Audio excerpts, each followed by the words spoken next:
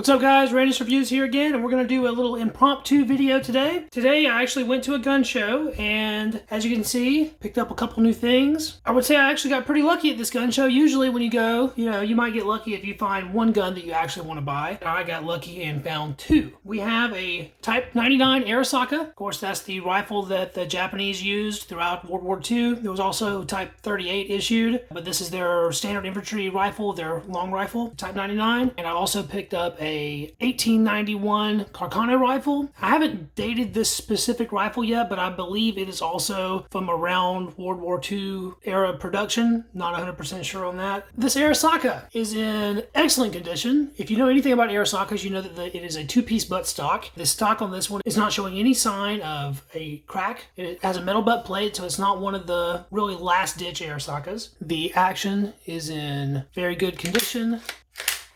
The mum, or the chrysanthemum, has been scrubbed off of it, and that's pretty common of just random Arisakas that you'll run into. The rear sight is a peephole type sight with a raising aperture for elevation. The sight actually looks pretty decent on these Arisakas, I think anyway. And then of course it has the barrel bands. And then the front of this rifle is quite cool looking. It has a metal barrel band there. And there's your bayonet lug. It does not have a bayonet or a cleaning rod.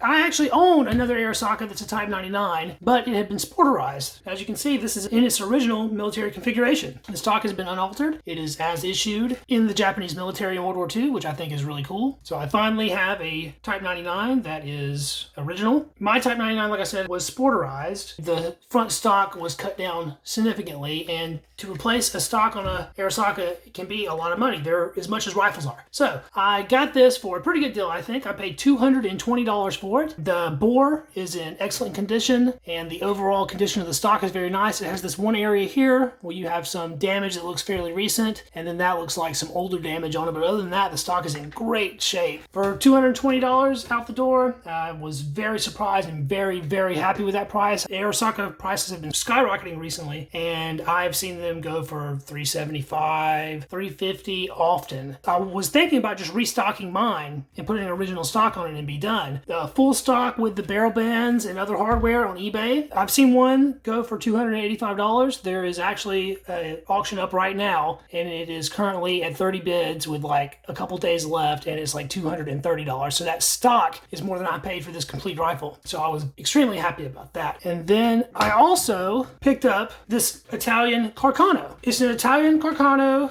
model 1891. This will be the first Carcano I have in my collection. I previously have not had any firearm made in Italy, so that's pretty cool to add to my collection. If you don't know, a Carcano rifle is the one that killed JFK. Now, I don't remember if it was this specific model or not, but it was a Italian Carcano rifle. We have our stamping on it here, made in Italy, and I am not very familiar with Carcano stampings, but it has it stamped there, Fact 43, and if you know what that is, let me know in the comments. There is damage on this front handguard, so it is notched out here. Look at the rear side of this. It's very stubby and weird. It has a cool little action to where you depress this, and that lets you raise your elevation notch up to 1,000 meters. It looks like it is 300 meters on its baseline. And it has a barrel band. And then the top of the barrel is exposed on the Carcano. This one does have a cleaning rod, but no bayonet. There's the front end of the rifle.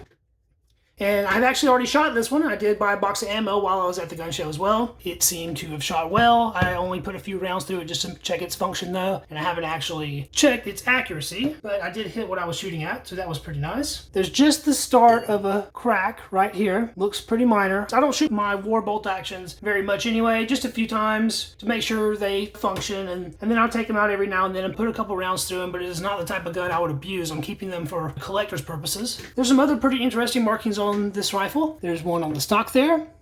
I believe that is a factory stamp, and then we have what looks to be a serial number and some other little letters on that. Yeah, I've wanted a Carcano for a long time. They have a very interesting rifling system. The twist of the rifling increases as it goes down the actual barrel, which was supposed to improve the life of the rifling, and accounts over the years have been that it improves accuracy, that it is negatively affects accuracy. Carcanos get a bad rap for having a weak action, or at least they used to, but the Carcano action along with the Arisaka action have both been proven to be pretty stout actions over the years, and they're pretty decent rifles. This one does use a M-block clip, I do not have one of those. You can see straight through the magazine there. So you will have what looks like a stripper clip that your rounds are on. The whole clip actually fits down into the magazine, sort of like you would do on an M1 Garand. The Steyr straight pulls like that. I don't have one of those clips yet, and the gun did not come with it, so I'm gonna have to order one of those. I think they're about $12 or so on eBay. So I'll get one of those, and then I will be good to go on my Carcano. But it was a fun day at the gun show. Me and my dad went. It was a relatively small gun show, but they did have a couple things that I was very interested in. And then we took it back home and did a little shooting with them. I didn't have my Arisaka ammo on me, so I wasn't able to shoot it yet. But just for me inspecting it, I do think that it will function quite well. All right, guys. Well, thanks for checking out my video. If you like seeing the gun content, please throw me a subscribe. I got a lot more on the way, and I really appreciate everyone checking it out. We'll catch you in the next video.